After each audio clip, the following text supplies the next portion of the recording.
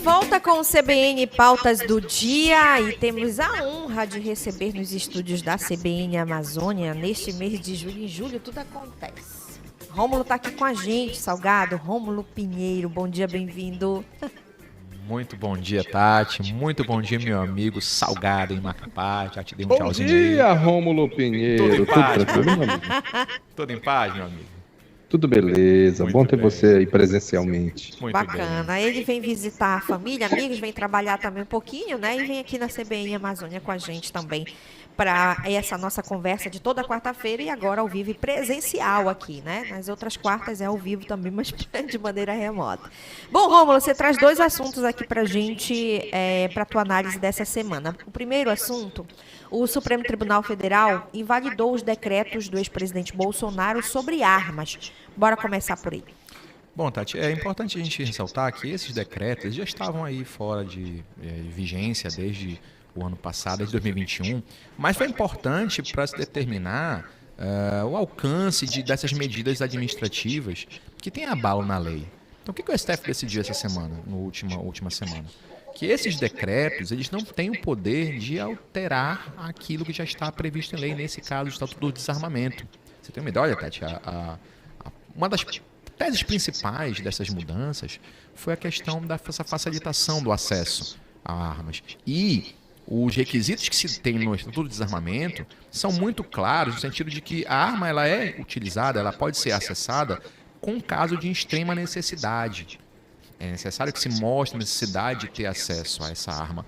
E sempre foi assim desde 2003. Esses decretos facilitaram no sentido de que essa necessidade estaria provada quando alguém tivesse um estabelecimento comercial ou então morasse numa região onde tivesse mais de 10 assassinatos, 10 homicídios por 100 mil habitantes. Então, como é que funciona? Então, a pessoa vai a um comando da Polícia Federal, do Exército, e pede autorização e justifica por que precisa da arma. E esses decretos facilitaram nesse ponto, tornou algo muito geral. Então, se eu fosse um comerciante, eu iria no local desse, sou comerciante, eu provo que sou comerciante, agora eu quero ter acesso a uma arma. E esses decretos facilitavam acesso até a armas de uso restrito. Aí você tinha a questão dos fuzis, eventualmente solicitados através do Exército, ficou mais fácil esse acesso. E uma série de outras,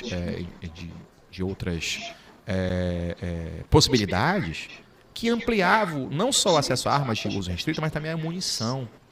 A gente vê que isso não é o caminho que vai levar à diminuição da violência, muito embora a propagação das ideias de que o aumento do número de armas, a população armada traz mais segurança para a sociedade. Há já estudos claros nesse sentido de que isso não é necessariamente correto, mas o STF deu uma resposta a esses decretos para que, se eventualmente levante novas possibilidades, que isso seja cortado logo no início. Tá? Então você vê, por exemplo, a gente pegou aqui, prazo de validade de 10 anos para porte de armas, isso não existe, isso não era projeto da lei, isso foi afastado. Importação de armas do estrangeiro, nós temos também ampliação na qualidade de armas que poderiam ser adquiridas pelos CACs. Isso tudo levava a uma situação de muita insegurança, não somente na insegurança social, mas jurídica mesmo, porque muita gente começou... E não era uma, duas, três armas, né, não, Rômulo? Não. Era muita arma. Muita, Salgado, muita arma. E claro que havia ali uma política de engajamento, isso se refletiu nas eleições, inclusive. Já foi feito vários estudos, inclusive informando que municípios que conseguiram maior número de votos para o ex-presidente foi exatamente esses nos quais se ampliou o número de recadastramentos de armas nesse período 2019-2022. E, Rômulo, é importante a gente sinalizar que o presidente Lula, quando assumiu, ele já tinha feito a revogação desses decretos aí, mas ainda assim o Supremo decidiu manter a análise no plenário virtual, né? Exatamente. Por que isso é importante? Foi importante. Qual é a ideia do Supremo também? É porque já se faz, nesse caso, uma análise jurídica para casos que possam surgir mais à frente. A gente sabe que não é o perfil do governo atual, essa proliferação, mas a gente sabe também que a democracia importa numa questão de alternância de poder. Então, para os próximos presidentes que vierem à frente com um posicionamento ideológico diferente, já está barrado desde o início essa proliferação em razão dessa afronta ao que diz a lei e ao que diz um ato do Poder Executivo. Então o ex-presidente, através de um decreto, estava indo de encontro ao que prevê a lei federal, Estatuto de Desarmamento. Então isso é claramente inconstitucional. E isso foi determinado, então, pelo menos nesse início, que não pode ferir essa competência. E claro que isso tem um efeito muito grande para o que vai vir mais à frente. Ô, Rômulo, outro assunto que você vai trazer para a gente hoje é que está sendo discutido, que está sendo pauta no Congresso, né? Pois é, Salgado. E aí tem a ver também com o que está acontecendo na semana passada. Aconteceu na semana passada com o julgamento do ex-presidente Jair Bolsonaro. A gente sabe da questão da inelegibilidade e as próximas etapas. O que está programando a campanha, na verdade, O grupo político dele. O grupo político planeja duas estratégias. E claro que isso depende de jogo político, mas a gente já andou observando as conversas por lá. E a primeira estratégia é tentar no próprio Congresso Nacional uma espécie de anistia política. Então se estuda, pelo menos já nós temos aqui em torno de, eu até anotei, 65 votos a favor já dessa proposta de anistia ao ex-presidente. E nesse caso, sendo anistiado, automaticamente já pode se candidatar às próximas eleições. Inclusive, ele manifestou interesse até de ser vereador, não sei se é Antônio Chacota, mas enfim, falou que poderia ser até vereador lá no Rio de Janeiro, mas o interesse dele é claro em 2026. Então, a primeira tática é a tentativa de fazer com que haja uma anistia política ao ex-presidente. É claro que isso ainda vai ser discutido no Congresso, mas nós temos os primeiros entraves, né? Criar uma proposta de emenda constitucional, aliás, ou qualquer tipo de situação legislativa com base em pessoa certa, com base em um caso específico, gera uma clara inconstitucionalidade. Então não tem essa possibilidade. E, claro, se criar algo especificamente para anistiar uma pessoa, a anistia geralmente é para um grupo de pessoas, né? É para uma situação específica em que a pessoa se enquadra e ela aí é bonificada. Mas essa seria especificamente para o ex-presidente. Então a gente esbarraria já numa questão jurídica, certo ponto. E a gente sabe onde essas questões jurídicas, ainda que seja aprovado no Congresso, nós sabemos onde essas questões jurídicas vão parar depois de discussão. Vão parar lá no Supremo Tribunal Federal. STF. No STF, a gente sabe que lá o ex-presidente não tem 2 votos, ele tem 20% da casa, né? Pelo menos na minha conta dá isso, 2 votos apenas. Mas isso não deve ter qualquer tipo de expectativa de passar por lá.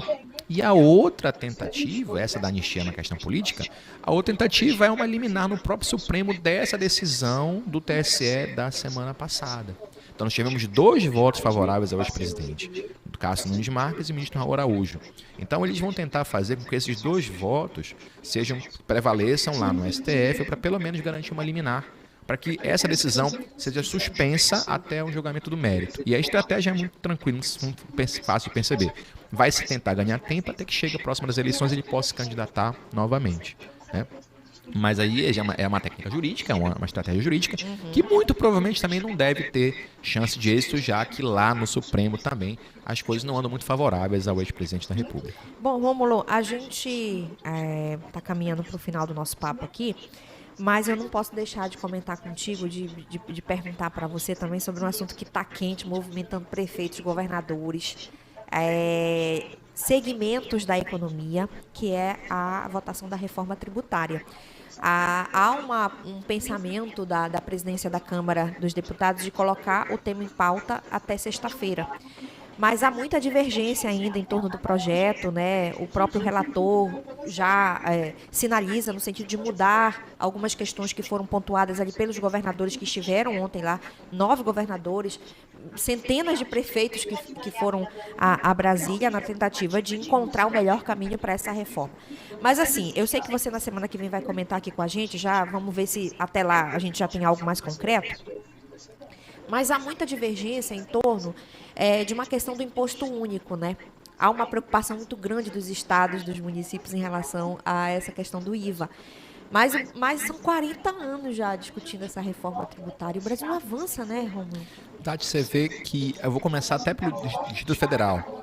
Existe um fundo constitucional do DF, e isso aí na semana anterior já tinha sido debatido, levado a reforma para retirar esse fundo, né, para aumentar as receitas. E foi uma briga gigante, retiraram, o Omar Aziz retirou, da pauta, o Fundo Constitucional do DF, da reforma da tributária.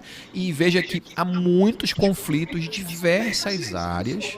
Esses conflitos não têm previsão para serem solucionados, porque depende muito da questão política. A gente vai trazer a semana que vem, mas adiantando logo, nós temos aqui pelo menos aí o Centrão, que é o grande bloco do Lira, que está interessado, de certa forma, a fechar essa reforma, até com um projeto político que ele tem também, mas também com número suficiente para aprovar nos termos que ele quer passar a reforma. Esse imposto, essa forma que vai ser feita, também está gerando problema na questão do cálculo. Então você vê que há uma série de gente muito importante. Os estados estão praticamente todos fechados, à exceção do Ronaldo Caiado de Goiás, que é contrário, né? Mas a exceção dele, os estados têm um peso muito forte nessa questão, um lobby muito forte também em relação de receitas que vão entrar e vão sair. Então, há uma expectativa, nós temos aí, a gente sabe que o Congresso vai entrar em recesso dia 18, agora de julho, e volta início de agosto, né? Então a ideia é tentar apresentar até sexta, para na outra semana fazer a votação, tentar chegar num consenso entre os líderes para chegar até dia 18 com isso já solucionado. A expectativa é essa lá no Congresso, a gente não sabe o que vai acontecer, até porque a gente tem outra parte importante, Tati, é que se não fechar acordo dos líderes, não tem nem o projeto votando no plenário. E aí fica difícil até uma previsão até para antes do recesso. O Lira estava querendo fazer tudo até sexta-feira, né, Rômulo? Mas pelo visto não vai dar.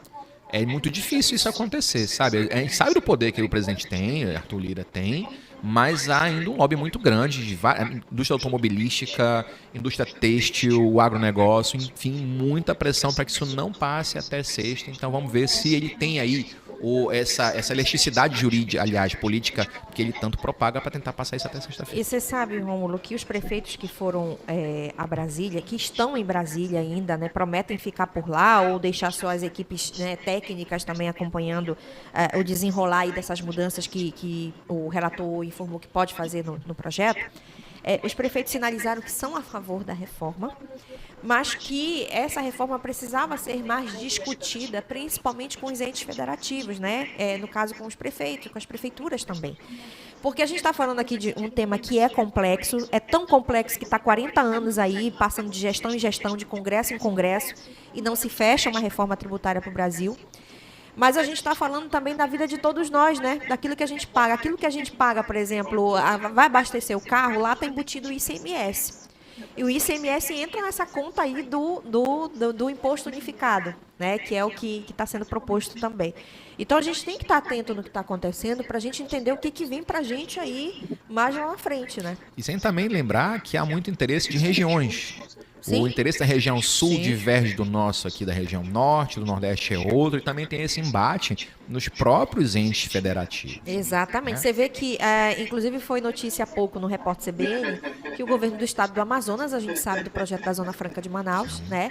O governo do estado do Amazonas está lutando lá para garantir os incentivos fiscais que hoje a Zona Franca, proporciona para as empresas, para as indústrias ali instaladas, né? Então, para você ver o quão difícil é, né? E o que torna esse debate ainda mais importante para o desenvolvimento do Brasil, mas que olhe principalmente para as regiões do Brasil como um todo, né? A Amazônia não pode estar de fora de maneira alguma desse debate, e é por isso que as autoridades políticas daqui do Norte também precisam estar mobilizadas no sentido de garantir que seja uma reforma justa, né, para todos nós que moramos aqui na Amazônia também.